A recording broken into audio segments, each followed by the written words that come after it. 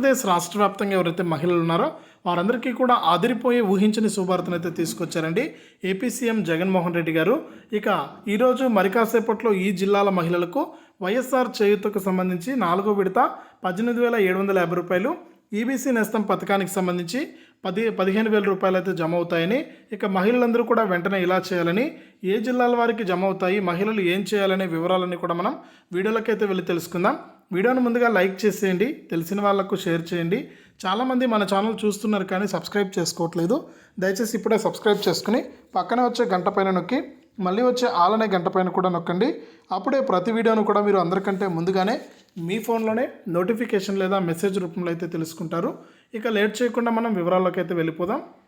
మన ఆంధ్రప్రదేశ్ రాష్ట్ర వ్యాప్తంగా ఎవరైతే మహిళలు ఉన్నారో వారందరికీ కూడా ఏపీ సీఎం జగన్మోహన్ రెడ్డి గారు ఊహించని విధంగా మనకు ఎన్నికల కోడ్ అనేది రాకముందే మహిళల ఖాతాల్లోకి మనకు డబ్బులు అయితే వేసేయడం జరిగింది. ఇక వైఎస్ఆర్ చేయూతకు సంబంధించి ఎస్సీ, ఎస్టీ, బీసీ, మైనారిటీ కులాలకు సంబంధించి 45 నుంచి 60 సంవత్సరాల లోపు ఉన్నటువంటి మహిళలందరికీ కూడా మనకు వైఎస్ఆర్ చేయూత పథకం ద్వారా 4వ విడత మనకు 18,750 రూపాయలను అయితే విడుదల చేశారు.